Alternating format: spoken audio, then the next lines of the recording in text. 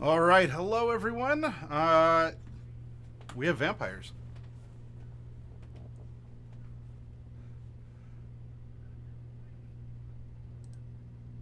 No, so okay? You do hear me, Debbie? All right. Now, am I? Do I have one voice, or am I speaking with two voices? Because if so, that's both cool and annoying. Let me know if I have two microphone inputs coming through somehow. But hello, welcome to Cleric, Raven, Kragar, Heretic Trance, Blue Joy, Bagger, Dippy, Vancouver by night, who I think is a newcomer to Vampire the Masquerade as well. So welcome, Vancouver. It is all right. One. All right. Excellent. Excellent. Excellent. Then I can. Now you all should be able to hear some background music, and you'll be able to hear the players as we give some introductions here. Now let's get to know each other real quick as human beings first, because I hear that human beings make some of the best vampires, and also most of the worst. Um, so we'll get that going here. We have Derek, Macabre Derek. Now, a quick note for all of you. I had to do a little slap patch of some things. I'm using the Red Deemer overlay from last summer. Coffee Cat, who might lurk behind the scenes after work. Coffee Cat has a potato for a computer right now, and unfortunately, I wasn't able to get the touched up one. So bear with me for that, and it should be corrected for the next one. But you know what? You're not here to look at. You're not here to look at a little bit of text or a clan symbol next to someone. You're here to look at our beautiful faces, and especially to see the action that's going to happen on screen. So, Derek, I'll give you a shout out in chat if you want to talk a little bit about who you are, what you do, and then we'll pass the baton down to. Well, we can't to Clyde because he's a little wiggly tombstone. So I guess we'll have to skip over and go to Raven next. Ladies and gentlemen, boys and girls, children of all ages, as I have Macabre Derek, I am a Vampire the Masquerade storyteller as well as a player in Coffee Cat Presents, a game on Wednesdays. I end up running Winnipeg by night. We end up also featuring Raven, who currently plays Ivy.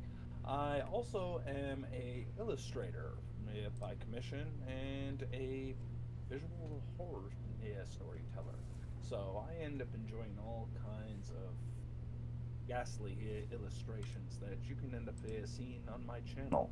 I end up talking about character design, theory, layouts, and all that kind of stuff. So we end up having that discussion, as well as on occasion I may run a Vampire the Masquerade workshop where we end up going through the clans, we end up going through the sects, we go into how to end up bringing out the most out of your chosen predator. And I'm hoping to end up seeing you all enjoy the next episode now presented here on the Hero Zone. Take it away, Raven. Hey guys, I'm Raven. I am, as you know, one of Maddie's pain in the ass mods, but I also play in Derek's VTM game on Sundays and Coffee D&D game on Saturday with a certain asshole who shall remain nameless, since I can say that on this stream currently. Yes, you can. We have the proper filters on. I am also a game streamer and occasionally a photography streamer. When I get the urge to get the camera out, I'll just sit on stream and edit for a little bit. I am Blue. I also go by Blue Joy. I am a long-term DM. I've been playing D&D in one form or another since 3rd edition. And I'm a longtime fan of Vampire. I've played most of the computer games, but this is actually my very first time doing the tabletop version of the game, and I'm very excited.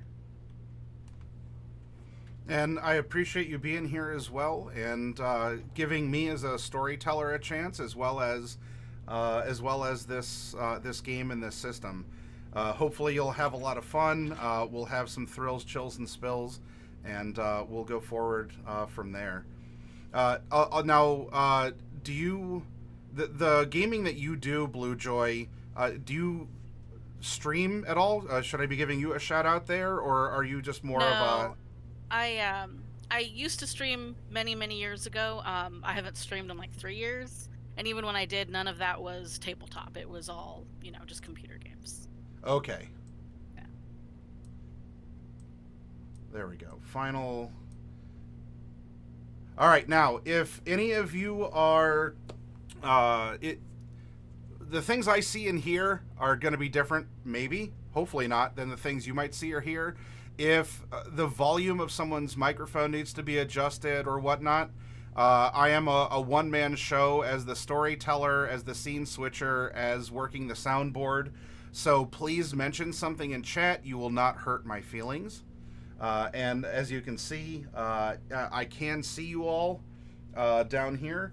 And let me know. I want to make sure that while this game is run as a group of friends who just want to play as vampires for a while and be monsters, we are inviting you to this table to partake, to witness, to be a part, and I want to make sure it comes through as clearly as possible.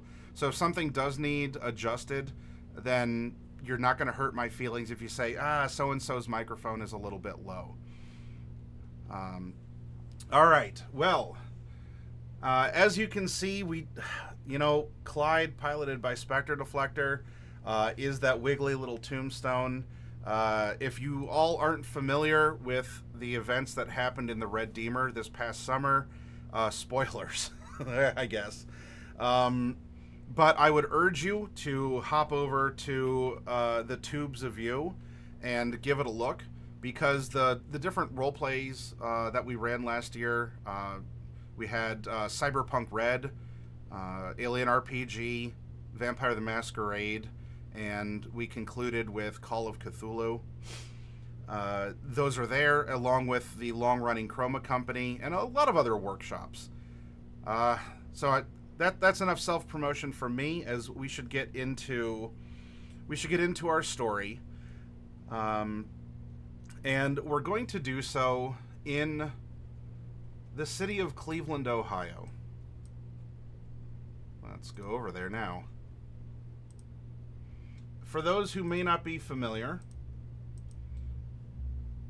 in the world of darkness, in Vampire, there we go.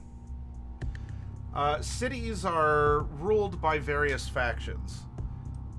And in this case, the faction that has been running Cleveland, and doing a good job of it since its founding, is known as the Camarilla. Or, if you want to be fancy about it, the Camarilla. The leader of the faction that runs Cleveland by night is Prince Amias Bradstreet. As you could imagine with old-timey feudal hierarchy, as the leader decrees something, it is up to the vassal lords to act upon the decrees for the defense of the city, the sacred and sovereign duties carried out by everyone involved. Now, even similar to our, as living beings, medieval society, feudal society. Hang on a second, I want to adjust the volume a little bit on that. Okay. Often the peasantry were allowed to live on the lands of the lords if they, provided the lord food, crops, or if they worked in a mine, or they were doing something useful. And that still holds true, except in this case, it's the actual people living here who are the product that is farmed. As the kindred, the vampires, have interactions with the kine, the mortals, the humans, those who think that they own the property and live in places and that their money actually means something. There's certainly a different set of truths that vampires live by. And helping the prince to run Cleveland, the real Cleveland, if you were to ask, we have Sheriff Kozad, who, of the three here, certainly looks a bit more monstrous.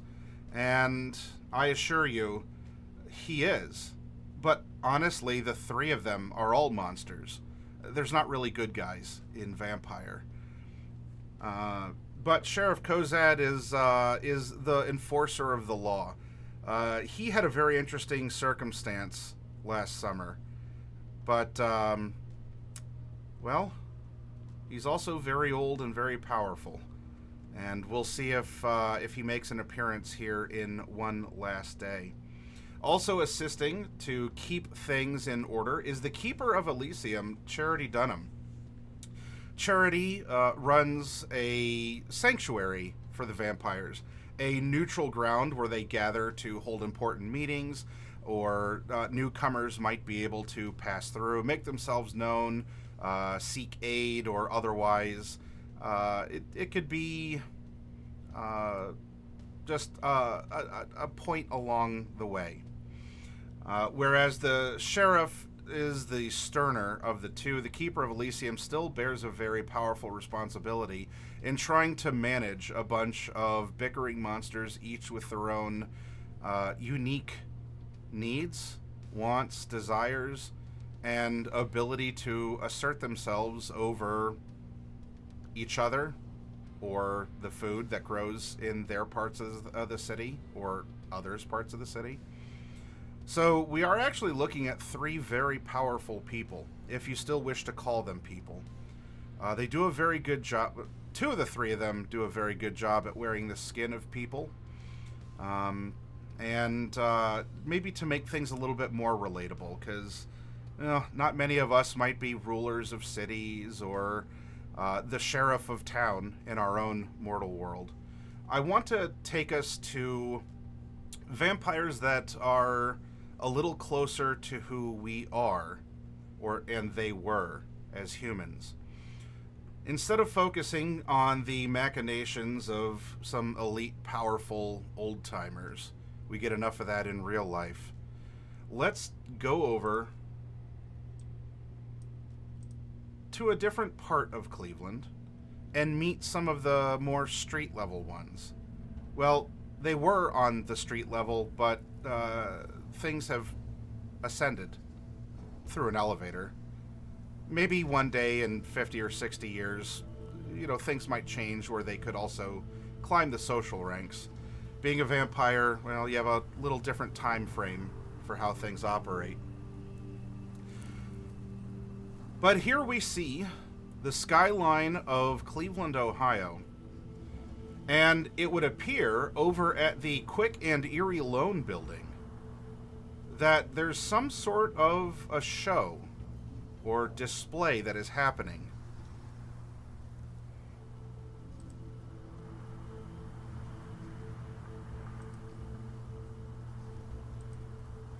We go to the top of the Quick and Erie Loan Building to find a private bar, an outdoor patio area. A private, well, it's not completely private, but private access anyway, to the owner of Quick and Erie, Eric Hayes, who has invited a guest, though that might be undermining her relationship to him. But a very important person. Does this very important person have a lot of money? No. Does she have a lot of power or influence? No. Does she have much of anything, really? Probably not, no. But she's up here all the same, along with another invited guest. And it is here we're going to meet Cheryl the personal assistant to Eric, and Ivy. Ivy, what is your relationship to Eric? Why are you standing on this private rooftop garden on this, megacorp building right now with Eric and Cheryl? Who is he to you? Eric Hayes is my adoptive father, former Dominator, and would have been sire at one point until things changed and he embraced Cheryl instead. Oh, wow. Has she ever let that go?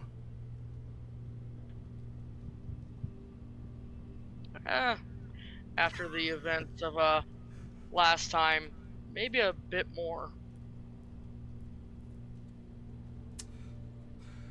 It's certainly complicated. You'd think having all the time in the world and, the not needing to, you don't eat traditional food or have traditional human things that might annoy us in our lives. Not having that just leads to a whole other set of complications. Well, fortunately, though, you were respectful enough to answer Eric's call because he wanted your opinion. He does value it, and as well as Cheryl's. So both of you are here. And he has he's had this place earmarked even since last summer, and it's taken some construction. But here is his private rooftop sanctum where he intends to invite the wheelers, the dealers, the elite, the prospective big fish clients of Quick and Eerie Loan.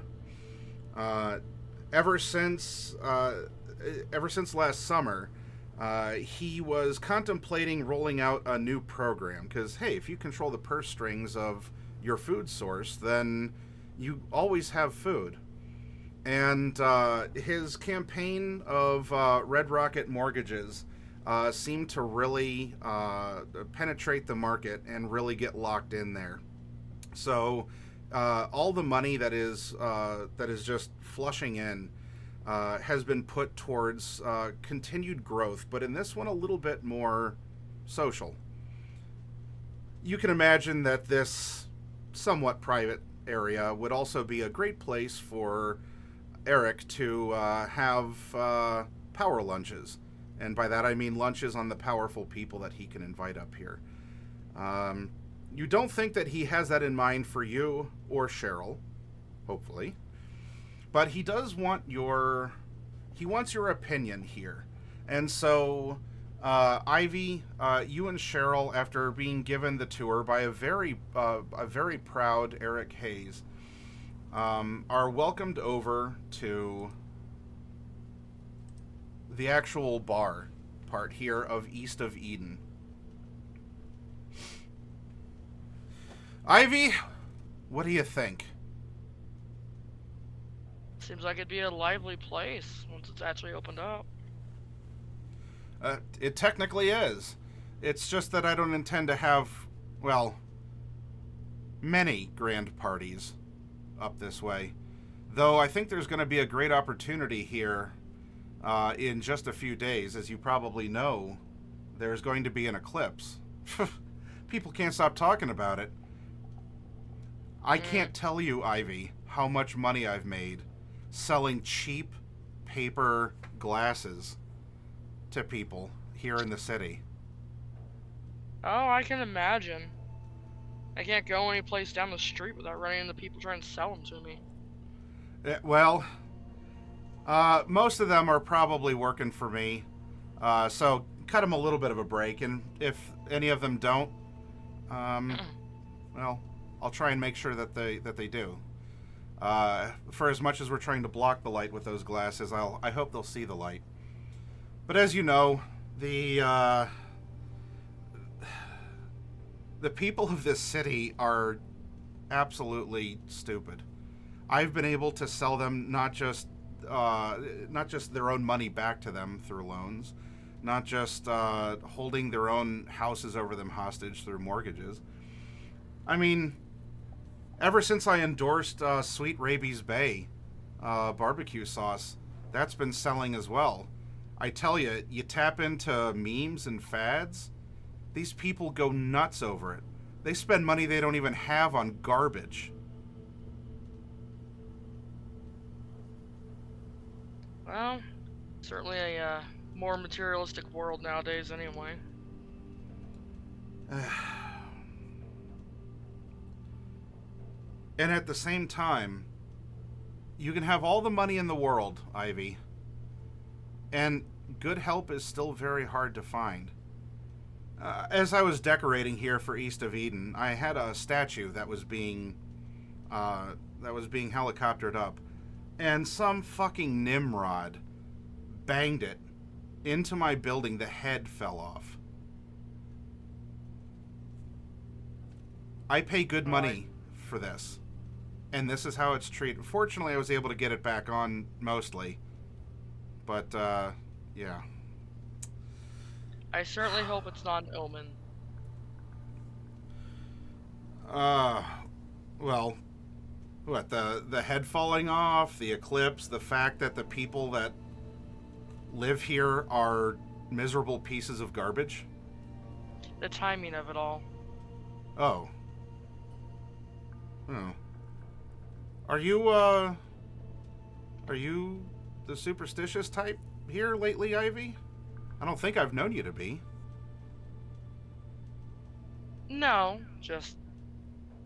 It seems odd with the timing that, eclipse coming up. The head of your statue falls off. And given the events of last summer, I might still be a little bit on edge.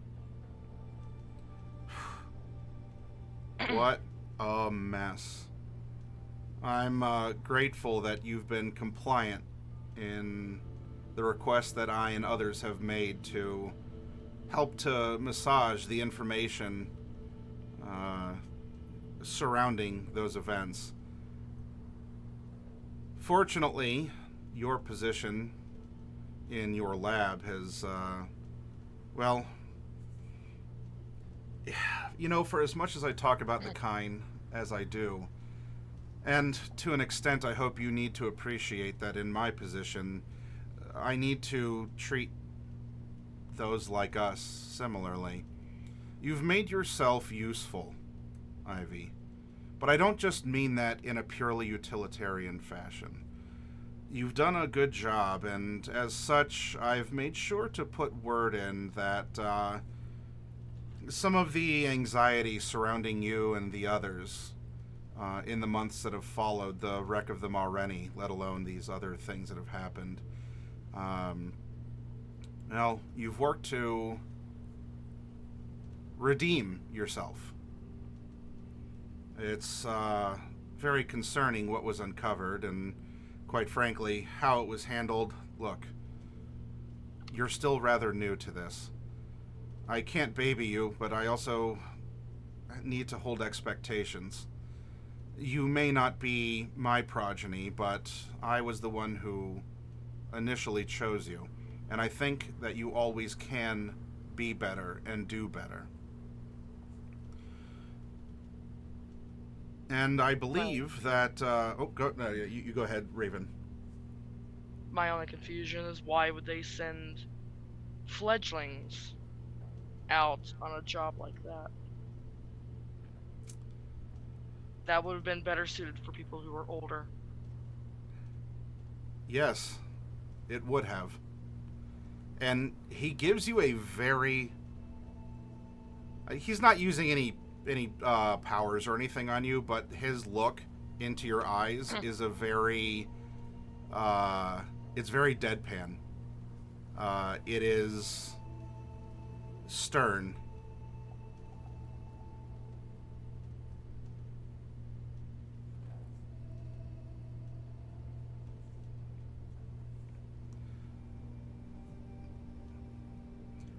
Though,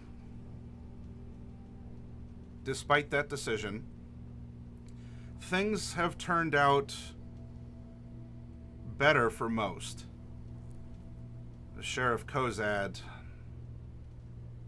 has spent a lot of time recovering. And I'm not going to bring you into the intricacies of what I have to put up with, what I have to know. Because frankly, as much as that was a series of questions and struggles for you, Ivy, you don't know what it is like for someone like me. And I'm sparing you by simply agreeing that you should not have been the one sent in. Anyway, the pleasantries and the fresh set of eyes and opinion about this place is appreciated. And from what I understand, there's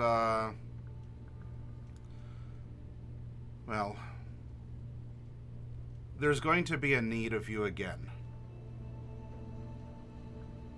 I don't have the details just yet, but I will contact you now that we've had this chance to talk. As we've had this time together. And he will guide you from the bar area here.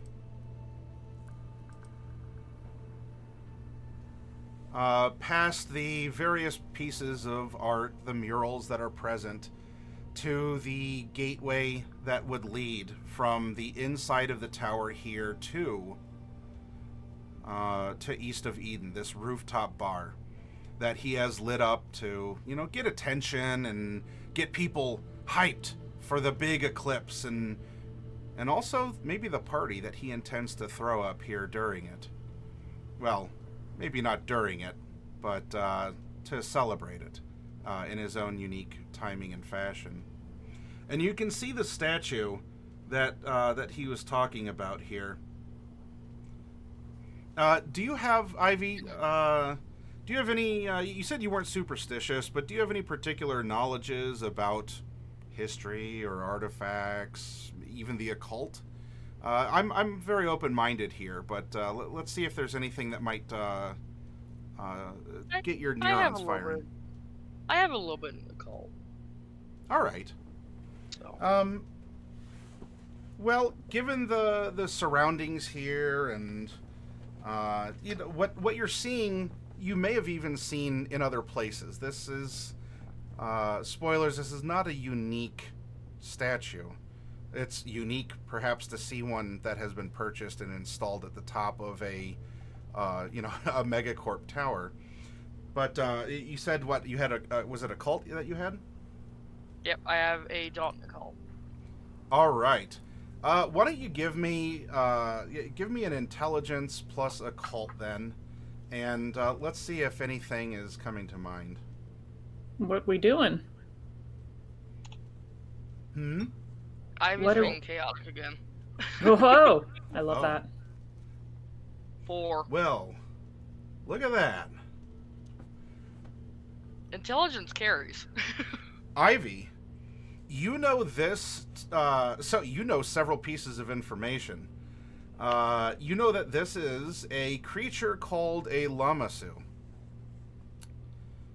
And that this is a piece of sculpture from the ancient Assyrian Empire. So we're talking, we're talking, Fertile Crescent, BC, Old Testament era stuff.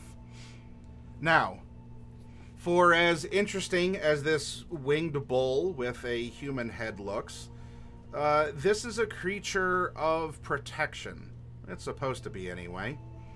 It's also, now that you're looking at it, yeah, that helicopter operator really did ding it against the building, because the head is actually a little crooked. If you want to tell that to Eric or not, I'll leave that up to you. But the head was tried to fit back on in some sort of, I don't know, like some sort of It wasn't glue, but some sort of masonry compound was used to try and affix it back on there.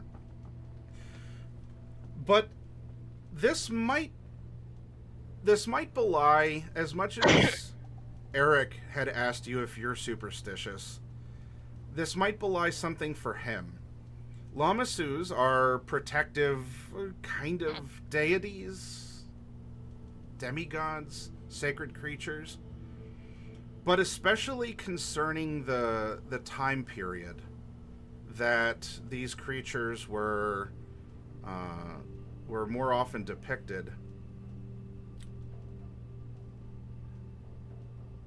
Eclipses held particular superstitions to the Assyrians, to the Akkadians, to others around Mesopotamia, Babylon and such, where it's a time when the king may very well die.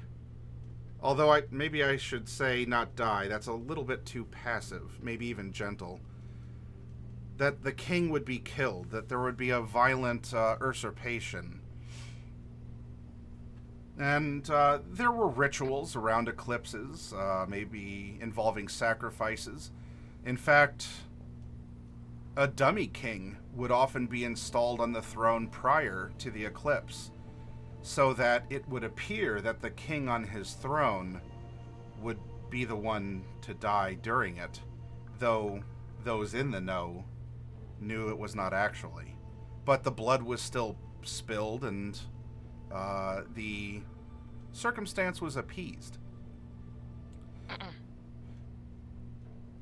Or this could just be an aesthetic choice that your not sire chose to have a garden rooftop bar east of Eden. You get some old-fashioned decorations thrown in there. Who knows? But I think, Ivy, that this is enough that you're welcome to speculate, and you're even welcome to get a bit of a shiver down your spine. As you, there's actually two of these things, but one of them obviously had its head bopped off. But you're looking at this, and you have to walk between the two. Maybe in your life you saw the movie The Never-Ending Story, and there's that scene where this brave knight is walking between two kind of sphinx-like creatures. If you haven't seen it, Ivy, what are you doing? You have all of eternity. You're a vampire. Get a Netflix subscription. Come on. But if you have seen it, then, well, the thing that happens to the knight doesn't happen to you, but that similar feeling of maybe, just maybe, can give you a little bit of a tingle down your spine. And as you're passing through, and Cheryl is leading you away, you're welcome to have some commentary time with Cheryl in the elevator down. You pass by another character. You've seen him maybe once or twice in the events following last summer. We have a man of some kind of Asian origin, though he does speak with a southern accent. And now, Mr. Pitch, looking at you, you have come off of the elevator. You followed the instructions given to you, and you're walking through a hallway, and there is Mr. Hayes, his assistant, and someone else who is standing between these two statues, leading out to this rooftop bar. That this will be your first time here, though it's not your first time meeting Mr. Hayes. You've met him in his office. You've met him in some other locations since you've been called in to help clean up some things since the summertime. But anyway, Mr. Pitch, do you have anything that you'd like to say to Ivy, as it looks like she's being escorted she's being ejected from the East of Eden here by Cheryl? Well, first thing I would end up making a note is the lovely thing walking beside me as well, Miss Lane, my own personal assistant. Always good to end up coming in with hot help. After all, it is so difficult to end up finding it these days. Still, when the young hair woman ends up walking by, I give him a tip of my hat. Howdy. Good evening. And give her a proper here step aside, allowing her to end up passing, as is tradition near down south. Then here, after a moment's passed, observing the young thing end up walking by, I end up here turning to Mr. Hayes. Mr. Hayes! So good to end up here seeing you again and making your acquaintance. Of course, you'll remember Miss Lane, my assistant. Lovely. And you'll remember Cheryl. He uses her first name, maybe keeping it casual or something. But I know her last name. Yeah, you do. But you introduced yours by, by her last. In this circumstance, you're meeting Cheryl, not a Miss or Mrs. or anything. Pleasure. The two will exchange pleasantries, and then Ivy and Cheryl will pass by and disappear down the hallway that you had appeared from. Mr. Pitch, says Mr. Hayes, and you two will talk. Though I'm going to cut to getting Cheryl out of here. Now, Cheryl, Ivy. Probably not it's not the first, it ain't the last time I've mixed you two up. Which is, in its own weird way, still kind of an interesting coincidence. Would you like to say anything now that you have the elevator alone here with Cheryl? She's dressed very smartly, nice hair high and tight, in a bun. Cheryl, in her suit and everything. She's just kind of looking around the elevator a little bit. You do realize that head is on good, right? Referring back to the statue. Yes, I do.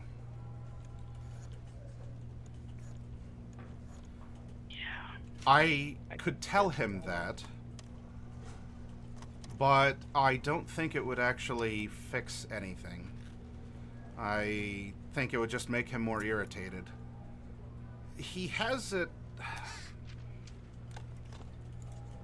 This place was built at great expense, and why he has something like this, it's not even a reproduction. Apparently he found one and bought it, and it was flown in and brought up. But he's treating it... He is treating it just sort of like a decor. So I don't know if he's honestly concerned that the head is somewhat crooked. Though he insisted on having them. I'm not sure. Well, you do know what they represent, don't you? For all I know, it's... Oh, protection, good luck, yeah. Like the animals you see similarly outside of Chinese restaurants and the like. What are they, lion dogs? Something like that. And to have one beheaded on the way up. I'm not superstitious, but even that just... gives me a weird feeling. Well, if you have a feeling that manifests to something a little bit more tangible, you know how to get a hold of me, and I'll file an official report with Mr. Hayes. She opens up her notebook. Perhaps out of habit, she kind of licks the end of her writing device and scribbles down, note to self, make note when delivered by Ivy. Just very, very methodical. Of course you will.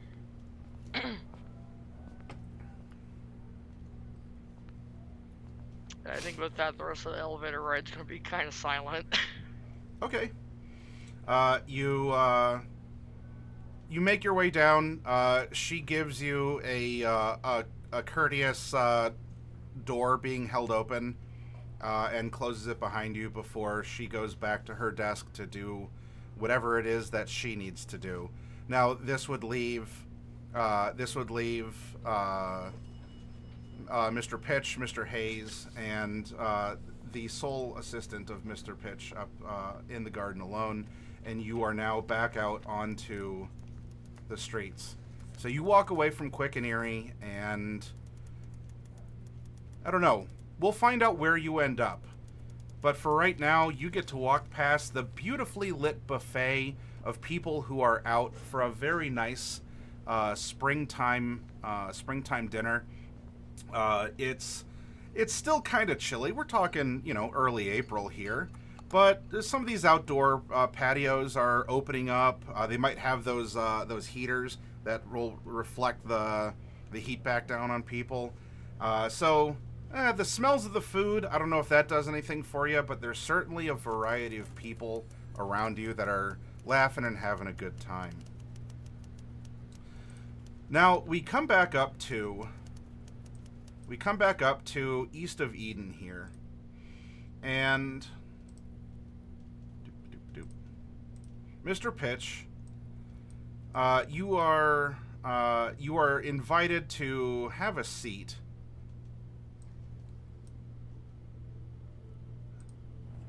Move my hat and end up doing so, though my PA simply can remain standing right behind me at my right side.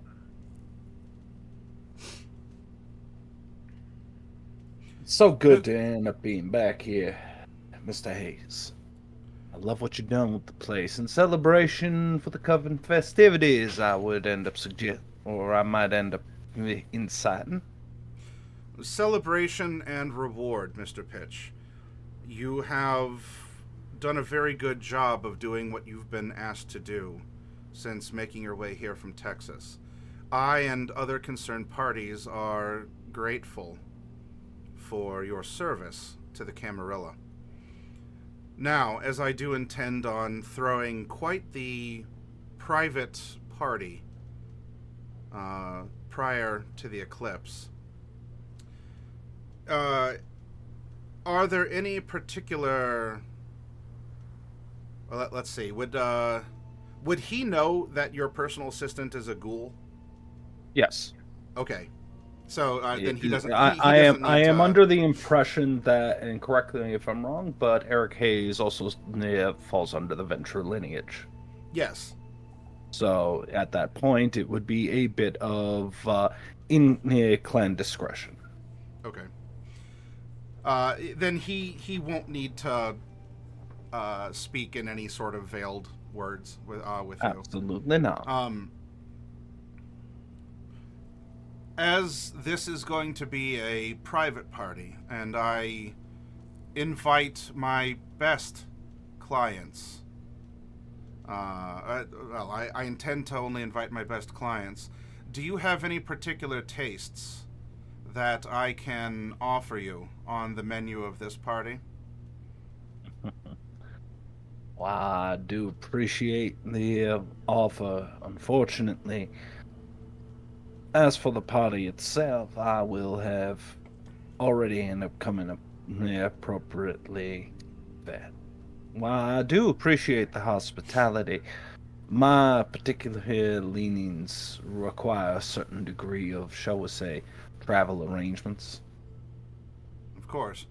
Well, given what you've been able to provide here, I certainly have it on good word from Prince Bradstreet, if he has not told you himself that... and by the way, as a Venture, you would know that he is the primogen of the Venture here in Cleveland, so... then I've been using the wrong title this entire time. My apologies. Well, we'll say that some of the formalities have been worked through here. You're talking about the resolution of your duties, and this is a more casual You've gone from business formal to business casual, so you are allowed to wear khakis and a polo shirt instead of an Oxford with slacks. So Perish the thought. Still, well, my head. As for my duties to the Camarilla, I am grateful to end up having a chance to work more formally in these certain regards. Previous errands notwithstanding. Unfortunately, when it comes down to the notions that are currently going on in the city of Cleveland under the great near Prince Bradstreet, long may he reign, I myself end up finding only being able to hear of whispers. Recent nights have changed the game, so to speak, and because of that, I've had to end up going to alternative methods in order to end up keeping up to date to such things. That, nevertheless, Mr. Hayes, I have ended up listening very, very carefully to some of the acquisition. Particular Birdie told me that you are now in the plastic glasses department, which I've been told has been doing you quite successfully. My congratulations on that. Though I am curious as to what that little bit of coin in the coffer might end up going to. You don't exactly seem like the rancher type to me. No. I have my main business, and I keep my fingers in many pies. Believe me, Mr. Pitch, I've been fingering this city for a good long while now. And it doesn't hurt to keep things on edge, to wait and see what might come of all of this activity. Commerce is a good way to put feelers out, to get word on the street, to understand the habits of people. And so, yes, I will sell people their own money back to them, but I'll also sell novelty shit imported from China.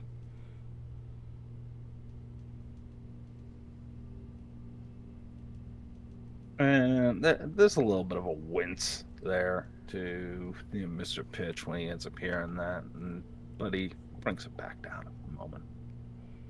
Does Mr. Pitch have some red and white mixed in with his blue blood? Absolutely. All right. And more importantly, Mr. Pitch views this whole situation as what he ends up looking at, and this might be more of a personal. When he looks at Mr. Hayes, what he sees here is an individual who, well, brings out a moment of disgust. Not a true signifier of the blood, a disgrace to his lineage and his position. He ends up talking about the creation of trinkets and swindling and using his own vernacular, fingering this city, and I find that absolutely appalling. Mostly because this city belongs to the Camarilla. And when he says he's fingering this city, that means he is fingering my beloved Camarilla in the namesake that has been made all the way back to Hardstadt. My generation may be here to uphold what has been lost, to end up maintaining what is, at this point, an insecure Camarilla, and for him to end up making it a situation where he is asking on how to line his coffers, making the mistake of money being equated to power. The fact that that ends up going to end up doing that to my beloved country, I end up taking exception to it, good sir. And then to end up saying he's wishing to end up exporting such things into Chinese territory or what have you, a market which he does not actually claim domain, simply using it and churning it like a cheap whore, like he ends up treating the city of Cleveland, ends up disgusting me on a personal level, good sir. Are When you so disgusted that I might need to have you make a willpower check to not have a screwed up face? Or betray your... I think with a resolve and composure of 6, he's used to being disgusted and being able to hide it fairly well. Show me. Very well then. Anyone subscribed to Macabre Derek has access to these little red D10s called Derek Dice. And we'll see... By the way, subscribe to Macabre Derek.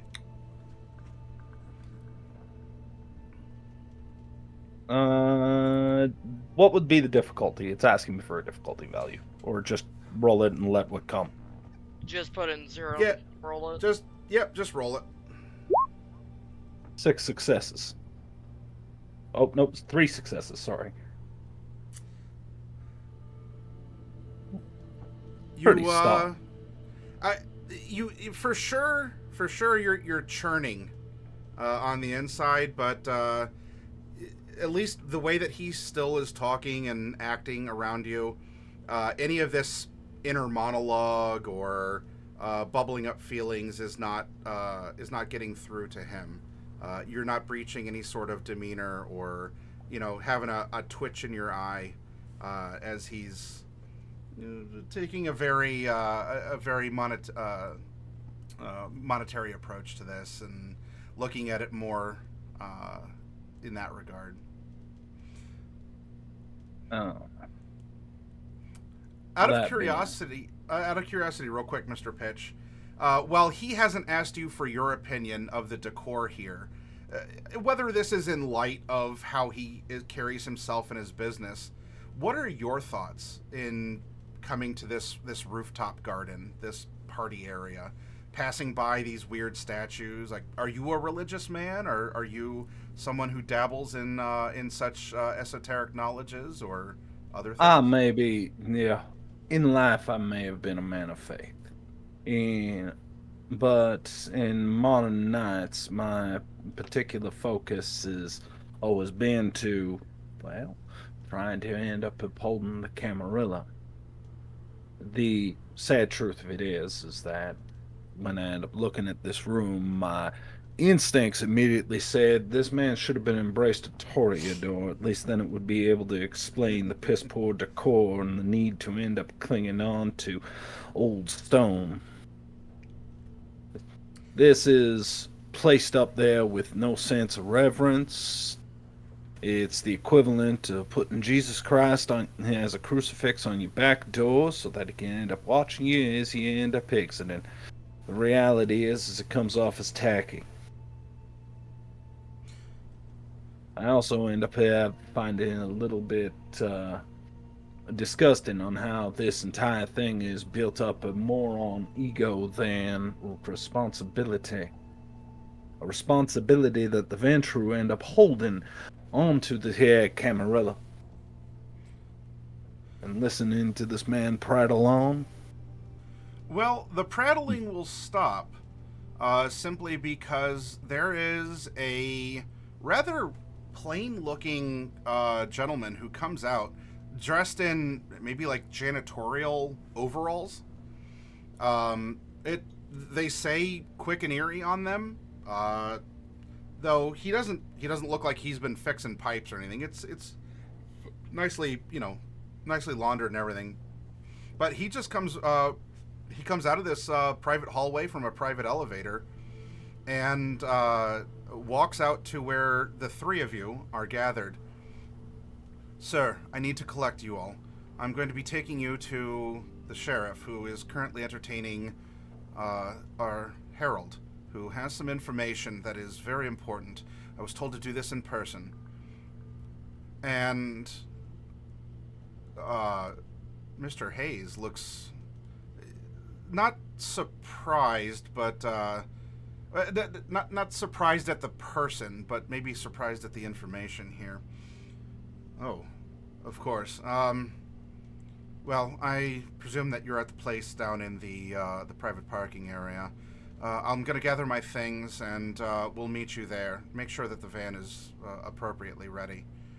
And this janitor gives not a salute, but gives a nod of respect, turns and marches out like he's been here before and done this. When he clears, Mr. Hayes looks at you. A bit of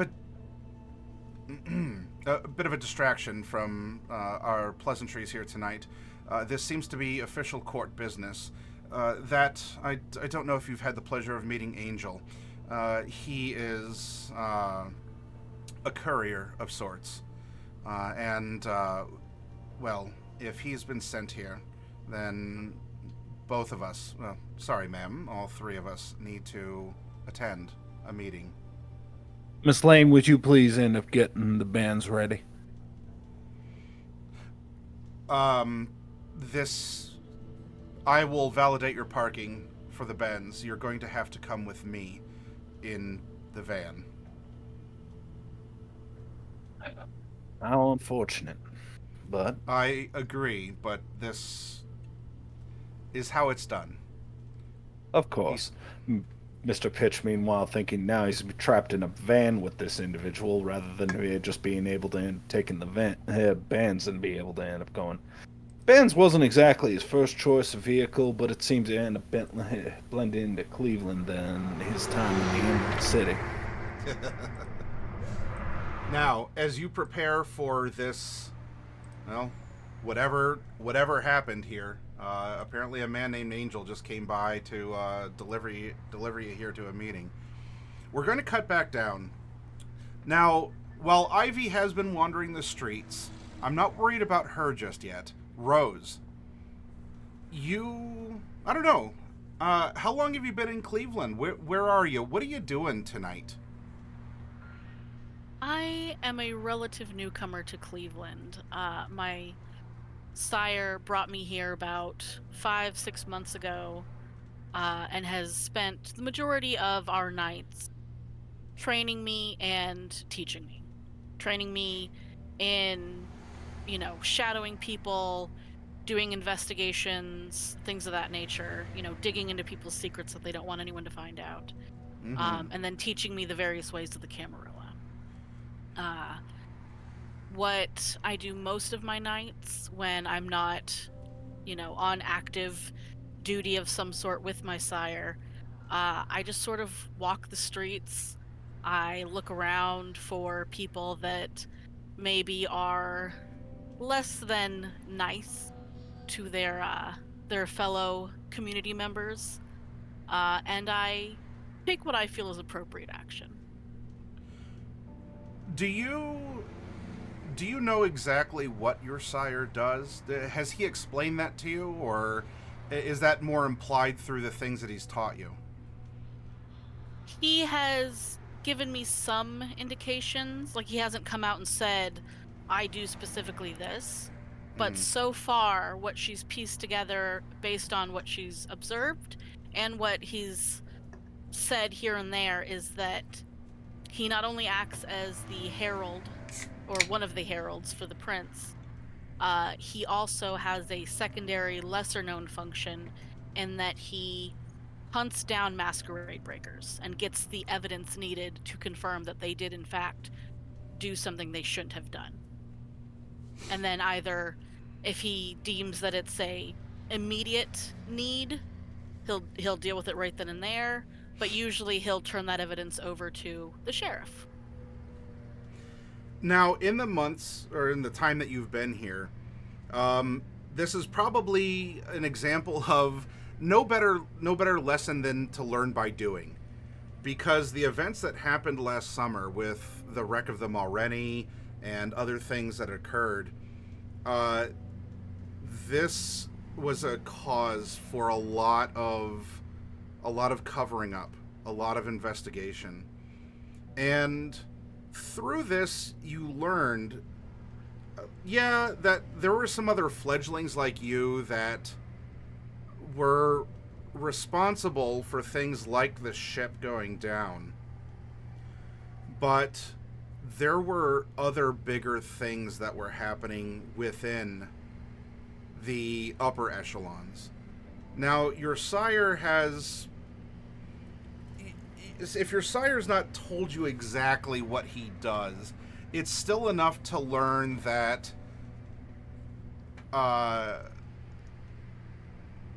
there's differences between overt and covert masquerade breaches or movements that are made. And it seems like for as much as there was a lot of talk and disaster around the shipwreck and other very overt things that seemed to act as a distraction for some other shifts and movings going on with others that your sire would consider a peer or a boss, a co-worker in some fashion. So there's deeper rumblings that are going on. You probably don't know a lot about it other than this is probably an emotional equivalent to standing on, of Alice standing on the edge of a rabbit hole. Like, it is deep and dark. There's no bottom you can tell. It might be thrilling. It might be terrifying. Maybe it's even self-assuring that you have the balance, that you're here, or that you've been trusted to stand here and not fall down.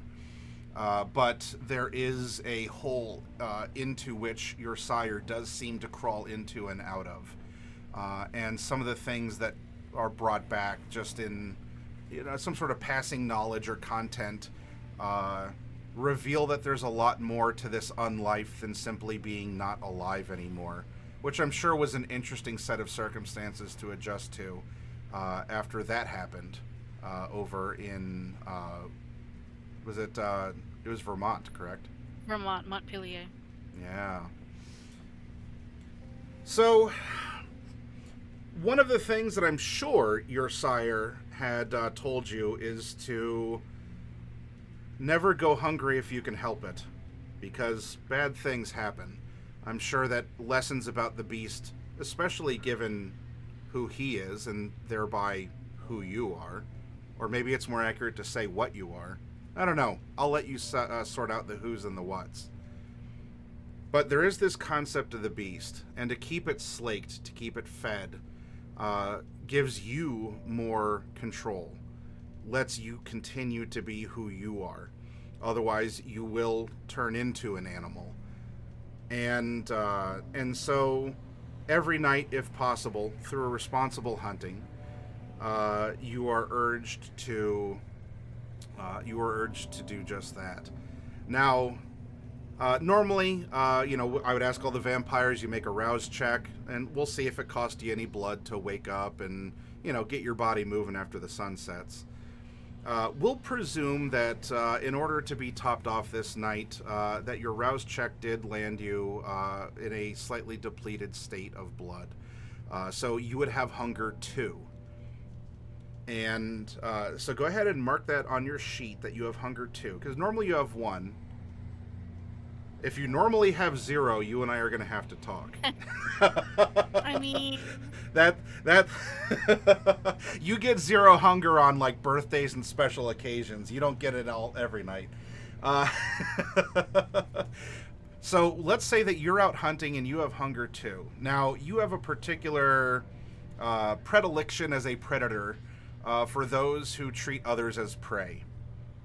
And if anything is a unfortunate constant, it's that in cities, there's a lot of people together, people who don't know each other or can, presumably act with some sort of anonymity, blend into a crowd, not be anyone who's known.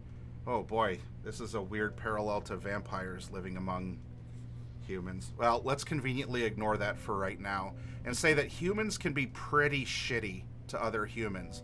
Maybe they're drunk.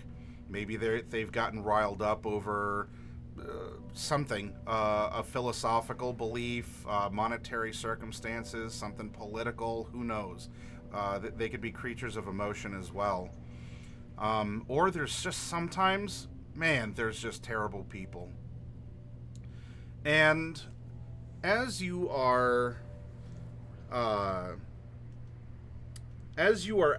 you want to make sure that you're being a good little gangrel here, and you are not carrying around undue hunger. Go ahead and let's have you. You're keeping your eyes and ears open here. You're on the hunt. You're listening for raised voices or for swinging fists or something along those lines. So let's have you roll a wits awareness.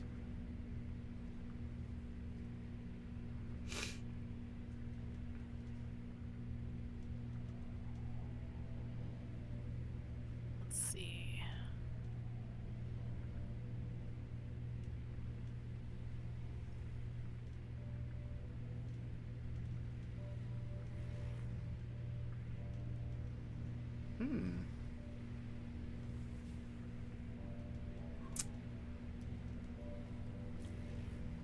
Okay.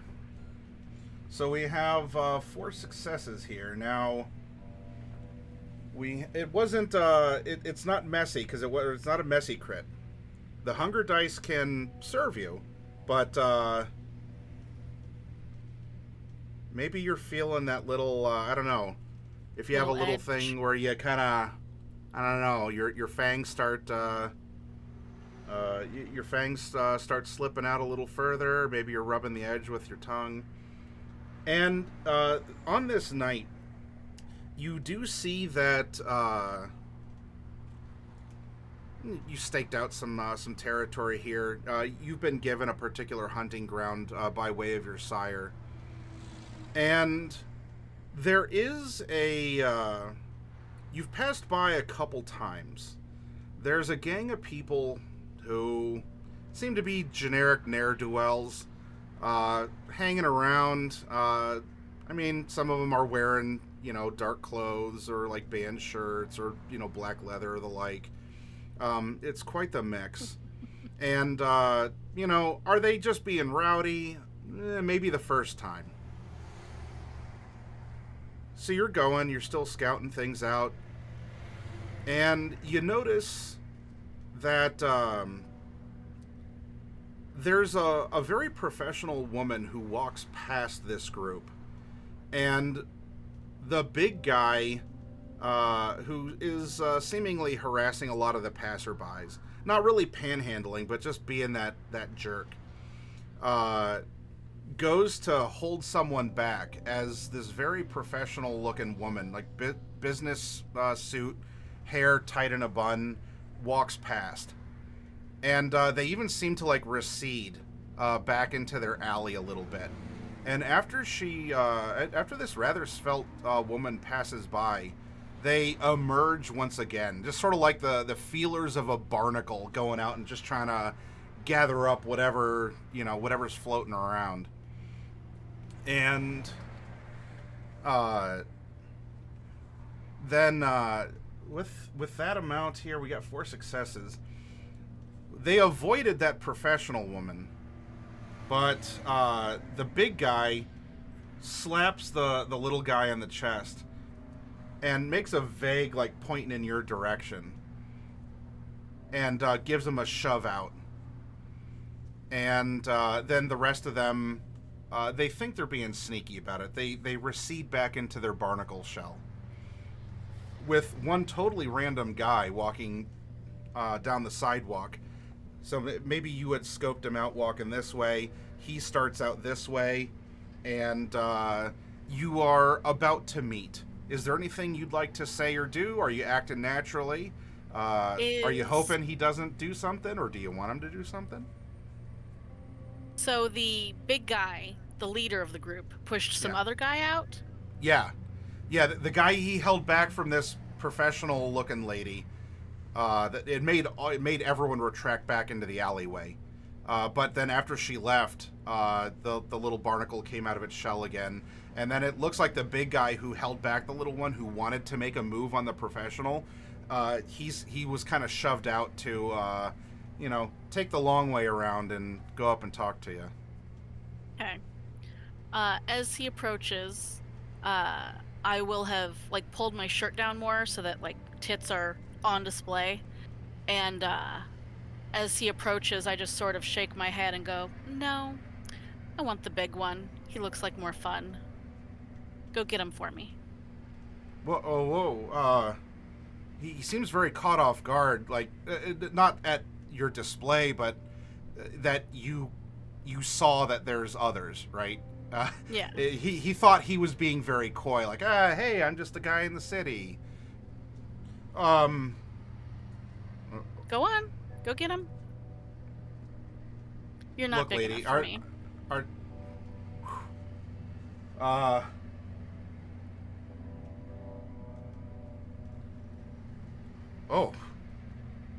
Damn. That burns. He says to you. Get better. I mean, if you want to talk to my boss, then I can go get him. I don't know. He leans in close. I don't think you really want what he has to offer. Look, of all the guys, I'm probably the nicest one. I was just gonna come by, see what I could do and go back and, I get some bragging rights. I was hoping you'd cooperate, but apparently this ain't your first rodeo. Nope. I'm a bit much for you to handle. He ain't gonna come out himself. You can follow me back. He's too chicken to face down one little girl by himself? I don't know what sort of facing down there'd be. But, I could go tell him. You might just be left waiting here, though. Tell him I'm bored and lonely and I want some excitement. But that you didn't do it for me. You want me to tell him that? Shit. You can I ain't whisper telling him it that. to him. Why would I whisper to him that I ain't doing it for you?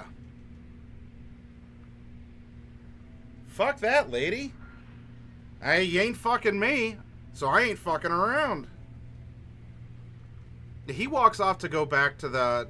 He walks to go back to the crevice, the alley that apparently this group is hanging out in.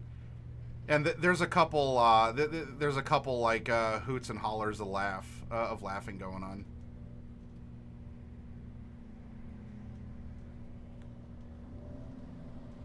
Does the big guy at any point look over?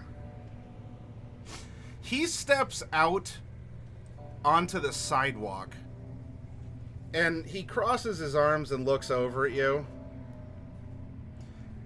He gives you my best like come hither, and then like I step back into the shadows and like sashay away.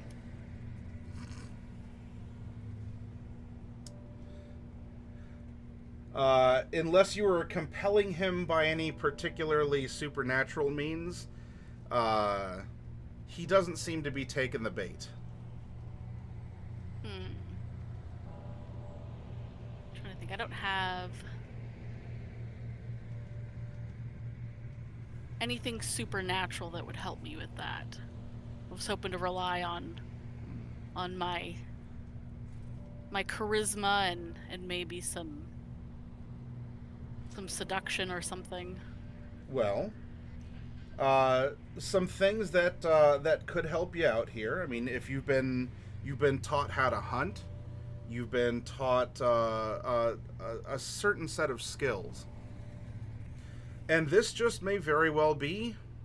Well, you have a fish finder. You found a school of fish. They ain't biting now. It doesn't mean that they can't bite later. Or maybe you just got to change your bait or your jig. Yeah. And so, I don't know, there's nothing else going on tonight. So perhaps it's you wait them out, or you change up your tactics a little bit. You could try to wait them out. You might be able to hop up and observe and see if the big guy walks away or I does think something else. I'll give him a sad pouty look and I'll just walk off, but I'll circle back around and maybe get somewhere up high where I can kind of keep an eye on everything and wait for a moment when he's like by himself. Okay. We'll have a... During this setup, we'll have our passing by moment.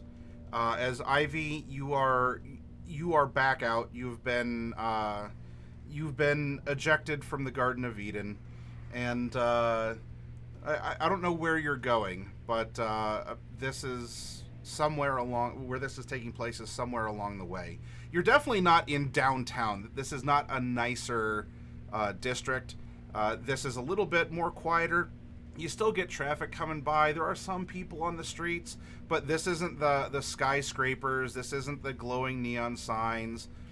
In fact, I believe this is even similar to where you had come out to, just sort of watch the city every now and again. In fact, maybe you are watching the city right now, and you do see that there's this woman who had an interaction. In fact, I'll tell you what, Ivy, you're pretty good at perception, or its equivalent here. Let's see how much of this you might have picked up. I think I would have had heightened senses popped, considering how I like to watch the city a lot. Yeah. So that's gonna be adding to a roll. Thank God. 2. And really? Okay. Oh, Well. I'm gonna willpower part of that. Okay. You're feeling suspicious tonight, right? Some weird things going on. Oh, all right. 2. Whether or not you probably haven't been noticed at this point, but you do see. Maybe you're watching this gang, and Ivy, Cheryl has these guys pretty much cowed. Maybe you talked to her about it, or this is something that you've just seen over the weeks and months. But you know that these are generic ne'er-do-wells. They're definitely not.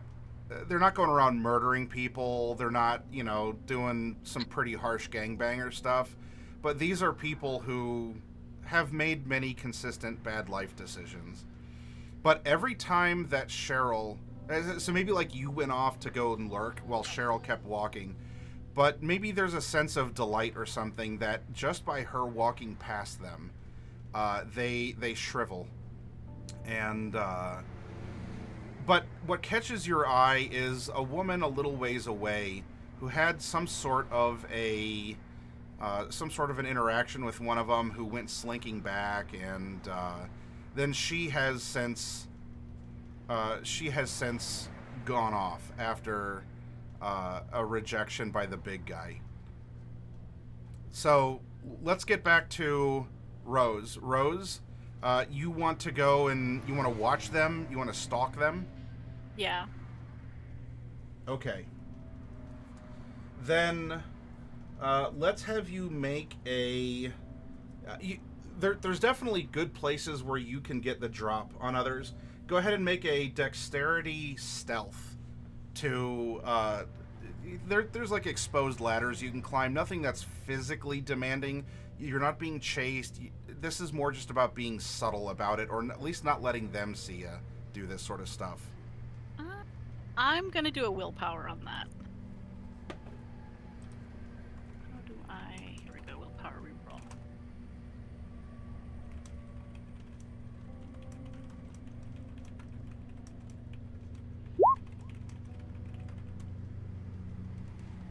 Oh, all right then. All right. Climb. And in this case, for the sake of dramatics and such, as you climb up to go to your area, you're going to see another woman that is just resting against this bar here. She didn't hear you, or at least she wasn't concerned if she did hear you. But as you climb up and you exit out and you go to try and get a vantage point to watch or otherwise strike when the time is right, you do see this other woman at the railing here. Okay. Unless she does anything that stands out to me, I'll keep like half an eye on her, assuming that she's just a normal human, and she's in a Okay. bad part of town, and I don't want her to get messed with. But my Okay. focus is primarily on my target. Sure. Okay. So doop-a-doop-a-doop-a-doop-a-doop-a-doop-a-doop-a-doop. And you continue on.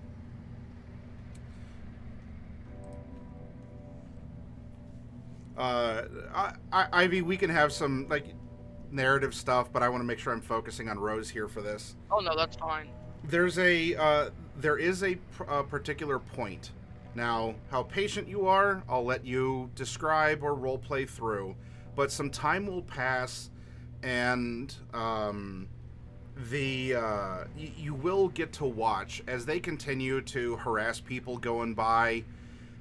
They don't overtly mug people, but they are bullying them, shaking them down in a sense for some money or for something. They're getting a lot of hoots and hollers at people for, you know, the way that they look, or just they're out doing a bunch of petty shit. And they are getting money off people or roughing them up. They're kind of pulling that whole like the little, like the new recruit or something would be out there, and you'd catch the routine of like, hey, even though he's the one who bumped into the stranger on the sidewalk, hey, did you just bump into me? Well, that's assault right there. I think maybe unless you give me $10, I'm gonna have to file some charges. You know, just hustle stuff. You know, no one's leaving with a broken nose or anything, but a lot of people are like, well, whatever, fuck you. I mean, things would get rough, or the big guy would make an appearance out of the alleyway if there's resistance, and then they'd look and be like, yeah, sure, $10, huh? Hey, sorry for running into you. You know what? I have a 20. Keep the change. And you know, they'd get cowed out. Well, at some point in time, again, you can make a parallel to how you were brought up as a vampire, but at some point in time, the big guy does need to go and shake the dew off the lily, so to speak, and so he lets the other boys continue doing their thing, shaking people down, and he walks further back in the alleyway, turning behind like a big stack of tires. The instant he is around the corner, I take a quick glance at his compatriots to make sure none of them are following, and if they're not, I jump down and just pounce on the guy. Yeah. All right. You know what? He's a big target, and even if you were to miss, there's a pile of tires here. Let's just have you do a let's have you do a strength brawl, and this is grappling. So yeah, you can jump down. So he goes behind. He's like, oh man, you know, this shithead doesn't know how to shake someone down. He's going down. You hear like he's got his chain on a wallet. He starts to go and unzip his jeans. That is a messy critical. Okay. Well, everyone, you get to see a fun mechanic in the World of Darkness, in particular Vampire the Masquerade, where this is a chance for the beast to take over, or, you know, something pretty dire can happen. Now, we'll have fun with it, but this is the tutorial level. I'm not gonna have you end up in some spiral where your sire has to hunt you for breaching the masquerade and, you know, blah, blah, blah. I mean, that could happen later, so watch your ass. However... That'd be a very short intro for Rose. For this, yeah, well... She's done. So, everyone, we're actually playing Traveler, where your character can die in character creation. Enjoy. Let's have this happen, Rose. You... a part of this as a gangrel is a manifestation of animalistic qualities. And as you descend down like the Batmans, you know, there's the scene from the Michael Keaton, like, who are you? I'm Batman. Would you like to appear bat-like? or perhaps there's another animal, or just kind of some interesting features that happen as you pounce down on the big guy to grapple him? She does have the Bond Familis and a owl as her familiar. So she probably feels more like an owl in some ways, like oh, all right. yeah, like talons and yeah. So All probably right. like I could imagine like her fingertips like elongating a bit. Sure. All right. In this instance, yeah, we'll say that as you come down, part of your image distorts into owlish features. Maybe, I don't know, like your eyebrows kind of grow a little bit longer and go up. You come down, maybe you're coming down like feet first, or like your toes like shred through your shoes. Let's have fun with it. And in a twist of irony, this part isn't so subtle, but you get a who out of the big guy as you pounce. And I do after 6 months of feeding on my preferred target, I have learned clamp the hand over the mouth as fast as I can, since I do make it hurt. Yeah. I don't want him like screaming out. Okay. Yeah, we'll say he was just getting ready to whistle or something then, as he was going to relieve himself. So he just sort of gets up, and then a scene somewhat like the Beastmaster, for any of you who've seen that movie, except we'll say that you don't kill him or liquefy him into a pile of whatever, but you wrap around him and you go in for the drink. So for this, we won't say that you're at zero hunger, but you're probably willing to, willing to take him. I make a point to take him down as much as I can to leave him out for the count, at least for that night. Okay. Maybe make them rethink their life choices.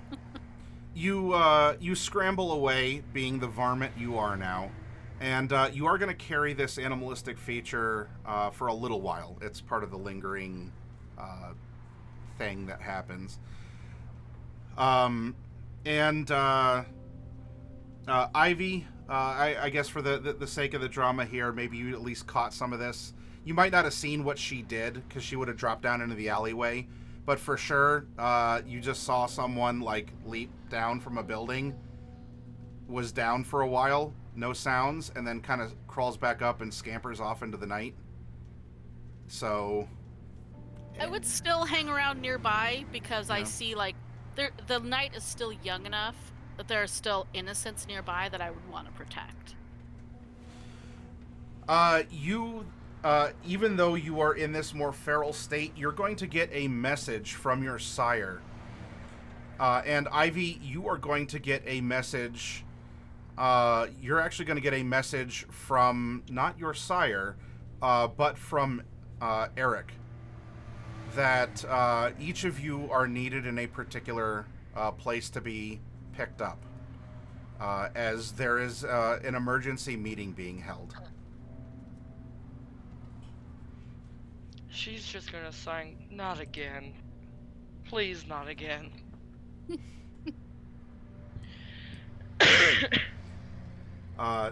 Now, I don't know if your limited speech and your more animalistic phase just goes down from your usual KK response to just 1K, very monosyllabic in your text reply, but somehow it can get across that you understand, Rose, and I mean, for a little bit, just to keep things rolling along here, I'll need you to get in the van.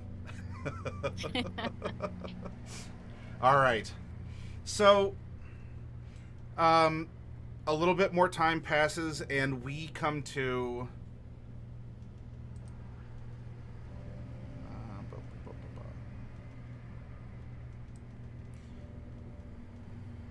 Ivy, as you get in...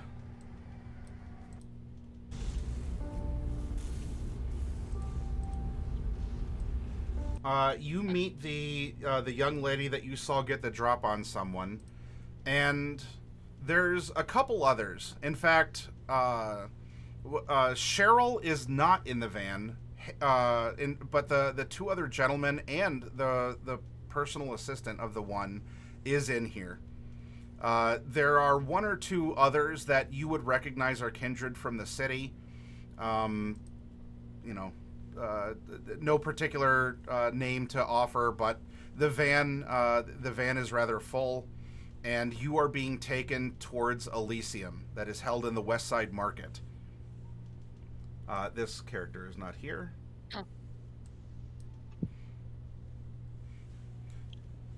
It pulls up, and it goes into one of the side warehouses. And as it pulls in, Angel, the driver, asks that all of you depart, and that you'll be met by Charity, who will take you in. I presume you all are complying. Mm-hmm. Yep.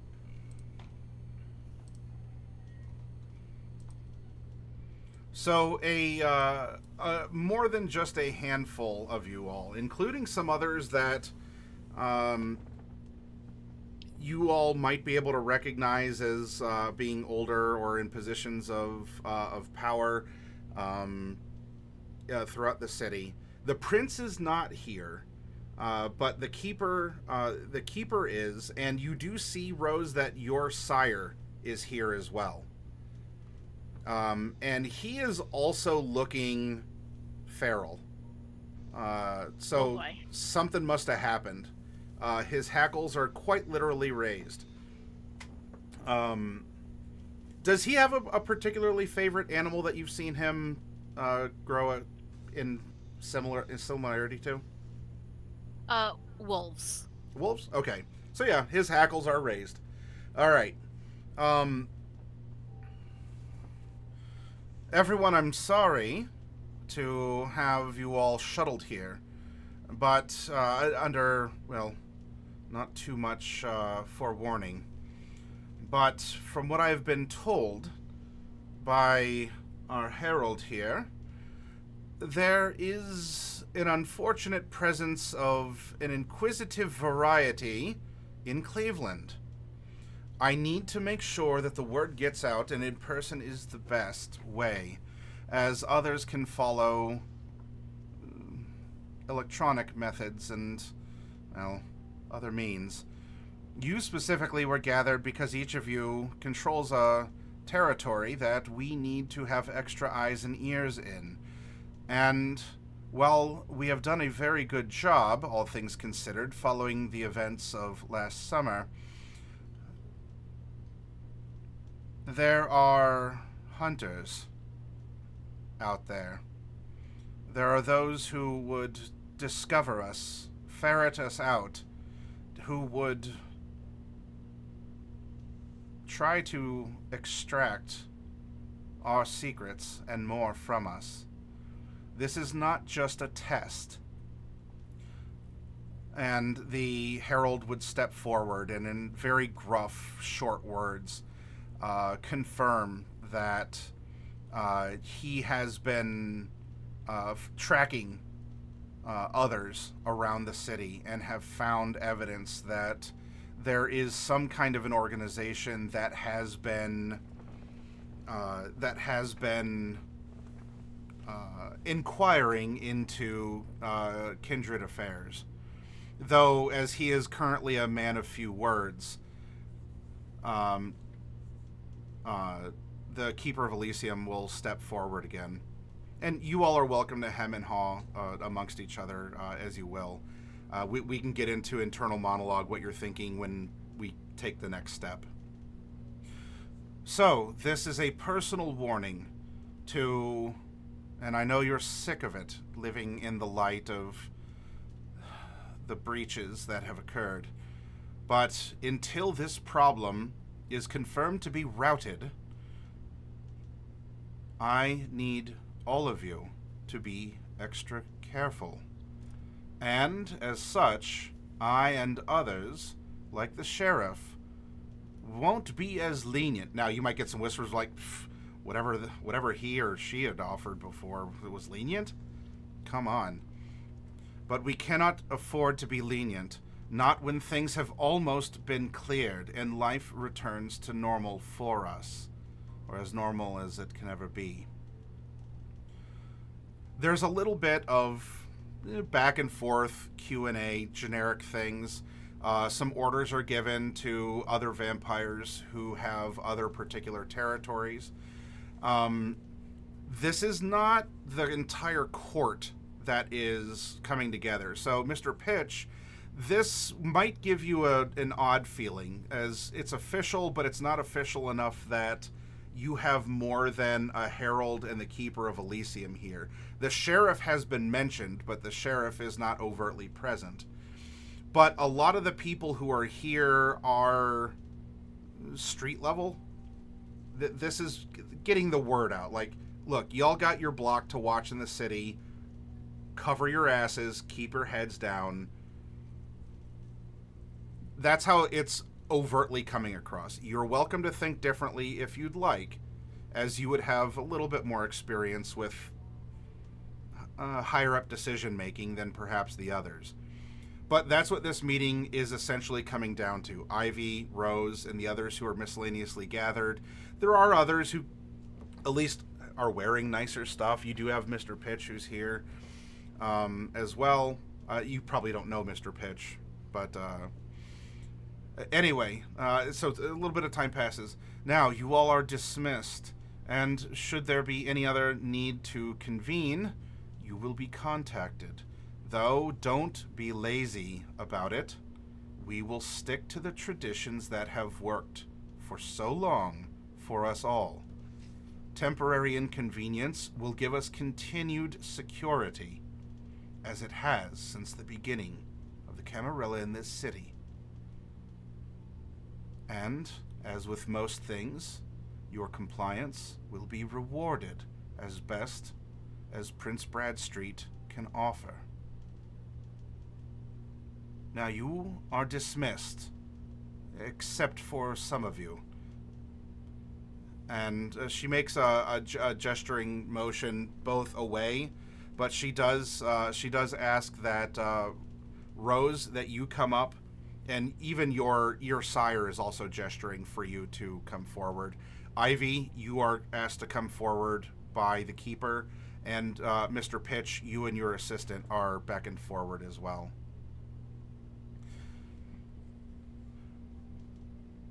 In particular for you, well, she looks around. There's a couple other vampires who are still mulling about. Some might just be transient passing through that were here, and it doesn't hurt that even they understand that it's not a lockdown, but there's certainly a tightening of the sphincter going on right now. And look, you're a vampire. You got to do that manually. So, she asks you to step into a side office. Of more particular interest, and by the way, your sire is here too, Rose. He has come into the office as well. Okay. I will speak for our herald, as he is a little tongue-tied at the moment. He kind of gives a couple rough grunts and a few monosyllabic words. Hang on. I give him a quick, up and down, does he look damaged, or does he just look like he was, he had to wolf out a bit to take care of business? He's not damaged, but the wolfing out could be he was damaged, and he could have been in a fight, he could have healed up from that. It's clear that he has been through something. Okay, but he's not actively, in... He's not bleeding and, okay. He has chunks missing. But he's been through enough stress that he's having trouble holding back his animalistic appearance and demeanor.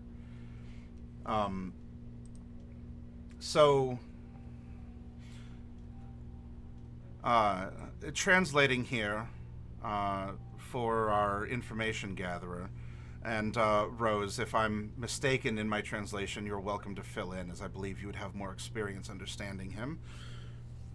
There is a discovery of most import, and I need a few of you to help us And that us carries the weight of the royal us, the upper echelon us. To help us solve this problem, I want the others to be on alert. That is very much true. And, well, there are investigators, inquisitors, as they're sometimes called, who are around. And, well, Clyde has been found. And Clyde is being held by this organization. We don't have much time to act, as our sheriff is able to arrange for a bit of a distraction, as well as a few of you to go in and withdraw Clyde, or at least his remains, and do your best to cover your tracks. We can't have one of our own in their clutches, and we also need to know what he has told them or what they've been able to learn. Now, Mr. Pitch, I know that you're not from here. You've been here long enough. But given the severity of this, I have been asked to have you come along, though you might interpret this freely to be more like you're being voluntold, to help keep things in line, as there is some experience that's going to be needed. Ivy, I understand that you have a relationship of sorts with Clyde, and you would be able to help. As for Wade, he is previously indisposed, as he has been working with Madame Dulac, and, to help the recovery effort of what happened beneath the waters of Lake Erie. Otherwise, I would have him go along with you. Though, Rose, in this instance, you have been personally asked by your sire here to go along and provide your instincts, to provide your muscle, what you are able to provide to a group. I don't know if she'd say it that way. I'm kind of coming shooting off the hip here, but we're going to arrange you into a coterie. Now, I'm not asking you all to be best friends, but this is a very urgent need, and we must act now. There's plenty of distraction going on with the mortals being, in a fervor, whipped up by Mr. Hayes and others around this eclipse. A lot of cheer, a lot of people willing to go out or be distracted from the bad things that are happening. There's a lot of good that is helping to provide cover. But I'm going to need you to do something that is very dangerous, and go get Clyde back from this organization. Confirming this is a rescue op, just to be clear. Yes, rescue, recovery, sabotage, I suppose, if need be, though you can't make things worse. You're going into a beehive that you can't thwack. Or you can, but I would recommend you don't. Understood.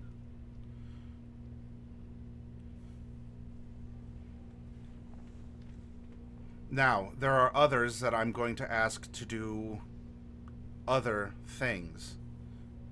While you will be alone in what I'm asking you on behalf of others, you won't be alone broadly in the effort that we are swinging resources around to put behind this rescue. But we need to go now. The time to act, well, it's a window that won't be open for much longer. You'll have this night to arrange what you need, as apparently the sheriff has his own plans to assist. You will be summoned, or picked up, or whatever. I don't know that part. But you will be gathered, and you will be brought to him to be delivered to would that I knew.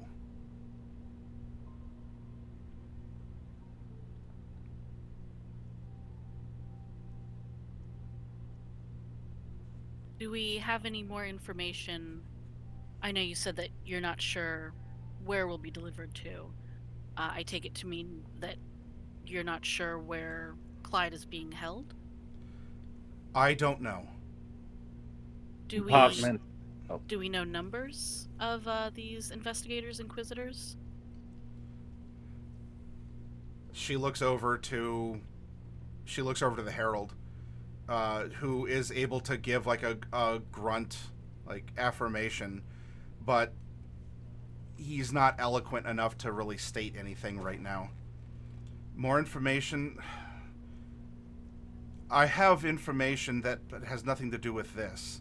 This is a bit out of my realm. I even scrambled to try and get this place ready for you all. Everyone is moving quickly, something that we kindred are not always the best at doing, she says, with a little bit of spite or venom in her voice. I am here to make sure you are gathered, I deliver the message, and that no one eats each other. That has happened. I can only politely pass you off to the sheriff, or you can wait for your sire here to,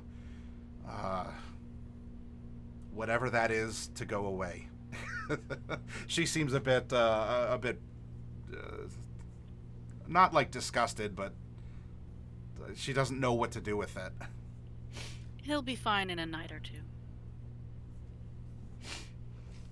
I say as I keep my own hands tucked into my pockets. Yeah. Well, then I suppose that we can all end up coming to the realization of our current reality along the way. After all, time is of the essence. Would that we had more time to plan and get information, but we don't. I appreciate your acquiescence, Mr. Pitch. In service to the Camarilla.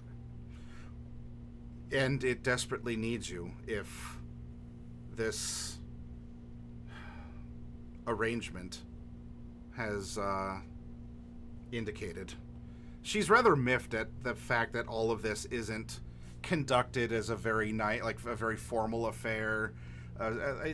She conducts herself pretty much as you see her. Like, she loves having things arranged, that everything has a nice, place and point within the Elysium. Hors d'oeuvres are always served at 6 kind of a thing, and anything outside of that would be improper. Not that it's a meticulousness or like a personality flaw, but maybe that's the feeling of control or how she tries to measure something given her job in this place. So she's a little miffed as well, but anyway, arrangements can be made. I believe Angel's still sticking around, and he will take you to where it is that you need to be taken. Well, then. Go ahead. Let us be off to end up seeing this angel.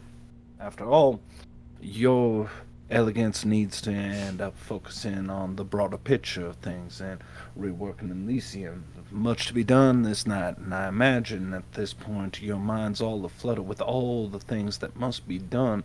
No sense worrying yourself over the little things that we must end up attending to. Clyde is put in our care, and it is demanded from on high, and so we shall acquiesce.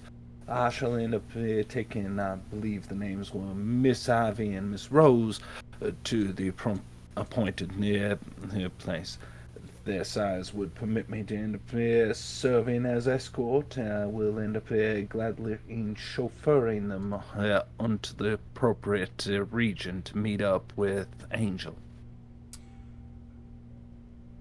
She looks at you, and yeah, he's in the warehouse where you were dropped off. Listen, Pleasure. No amount of supernatural power can hope to match the amount of cat wrangling that I have to deal with. So, I will trust you to wrangle yourselves as I try to do so with the others. This is This is bad news and urgency and everything that is just... She seems very flustered and off-put now. Anyway, off with you, back from whence you came, and just... Good luck out there, I suppose. Don't die, don't mess up, don't breach the Masquerade. These should all be obvious, but here I am, needing to remind everyone every time. She Exhausting, manually... I'm sure. She manually, like,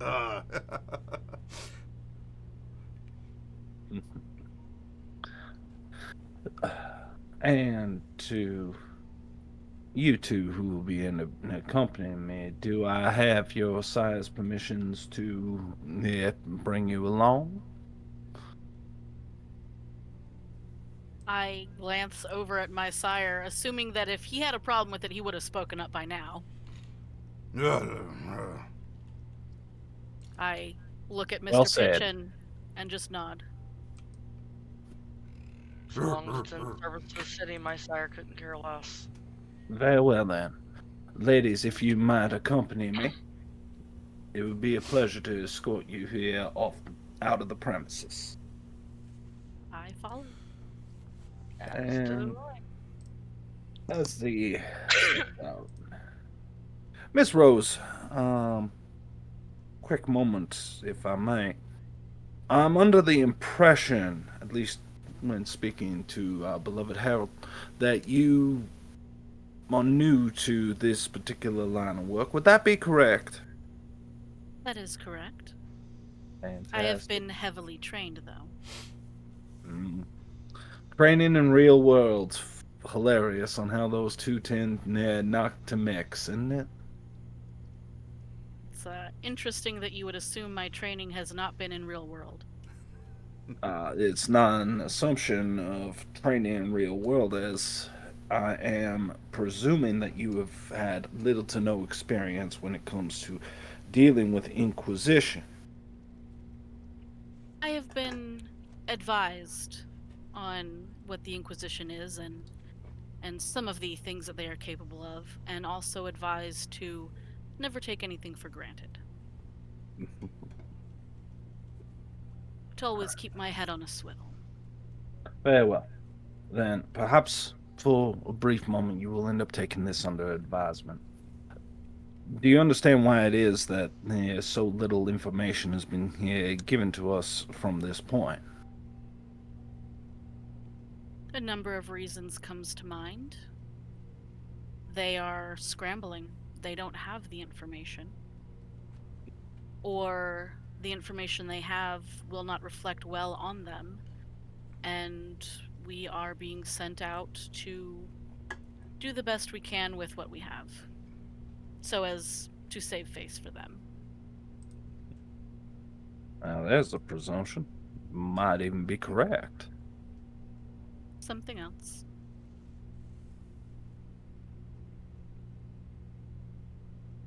Keeping everything separate is one of the best defenses we currently have. It's the reason why we don't have these conversations over phones. It's the reason that we try and end up making sure that we don't end up all collating into one place for too long. Separation ends up meaning that right hand doesn't know what the left hand's doing, and while that ends up turning into its own set of headaches, the one thing it doesn't do is lead a direct chain. One that mortal rivals might end up being able to end up following up. So, the less that they end up knowing, I'd be willing to end up betting that those with the information we are about to meet after being delivered by Angel don't even know that we're the ones being sent. Separation ends up maintaining security, and in fact, we do not lack to end up maintaining ripples in the water as much as possible, Miss Rose.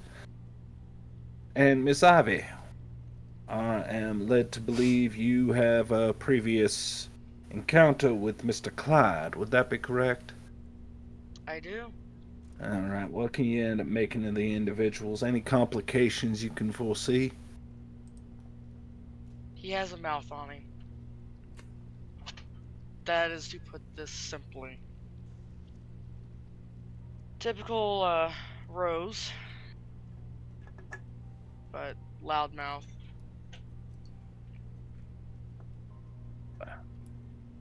How is that unfortunate? Well, damn, that's enough to end up making me nervous enough to emulate the behavior of a long-tailed cat in a room full of rocking chairs.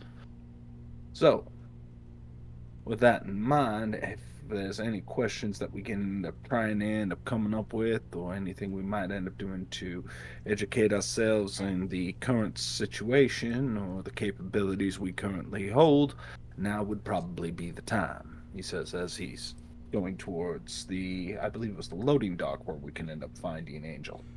Yeah, there's a tunnel that will take you from the main area of the market underneath to a series of freezers and storage lockers that wouldn't normally be publicly accessible, and that, you know, supply vans and such go into. And so this is the way that, I mean, unless you somehow are allowed to just make a dalliance, a big display of going into the market here. Most of you all are about half a block away, and then you take a tunnel underneath the streets to get to the Elysium, and you can go up into it. So, was there any questions or any formalities that we might be able to settle up before we end up arriving at our destination? I turn to Ivy and I say, you mentioned that this Clyde is a bit of a loudmouth and a hothead. I take it you know him well? He and I were put on a job with 2 others a few months ago. Last I saw him, he was, well, needless to say, it's quite a surprise to find out that he's still around. I'd heard a bit about that. My question for you is, does he seem the sort that would open his mouth and spill our secrets? No. He's not that sort. Very well. He just has a habit of pissing people off. Probably not the smartest idea when held by inquisitors, but to each their own. Yeah, you know, he's just the firecracker in the hornet's nest. He's not shaking it. He's not thwacking it. And we're being sent That'll to be light us. him. Well then. I would imagine then, if given you to... He looks them both up and down. You might end up bringing particular skills that may be of use to this particular ordeal. Do I dare end up asking as to what it is that you end up finding yourselves gravitating to as a vocation amongst our shadowy organization? Stealth, information gathering, infiltration. Combat if Yeah. needed. Tech, hacking, all that fun stuff. Fantastic. I am feeling comforted already. Well, if And that's yourself, Mr. Pitch? It's only fair. I end up bringing to myself a beguiling nature, shall we end up saying. And as such, I have a tendency to end up having a larger view of these sorts of things. I try and end up making sure that all things maintain to the benefit of the Camarilla and the members in good standing, including yourselves. It's the least I can do.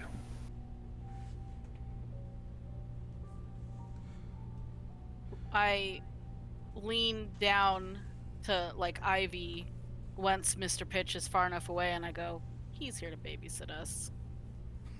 Definitely. Given Well, what happened last time, we can needed. say that Mr. Pitch was dropped off at his location to, he has a night to prepare. and you two can have this in the back of the van that Angel's driving as you're dropped off to each of your locations. All right, so you will have the rest of this night and the beginning of the next in order to. I mean, you weren't given information, so I don't know. I mean, you weren't asked to get some sort of like a bug out bag or bring something, but whatever you think you might need for this meeting with the sheriff, get it. And you will be picked up. Angel will give you a location and a time for you to be there, which it's reasonable enough. It's still urgent, but it's reasonable enough that, barring any of you being super sleepy or having a super low humanity, that you wouldn't have an hour or two to hunt after waking up after tomorrow's sunset. And so you will have your night. And what we'll do, let's get up and take about a 10-minute break, as then we'll get you together and go get Clyde, I guess. Maybe? Hopefully? We'll see. So everyone out there, get up, stretch, do what you gotta do. We'll come back in about 10 minutes, and let's get the gang together and see what this hornet's nest is going to be about that was discussed.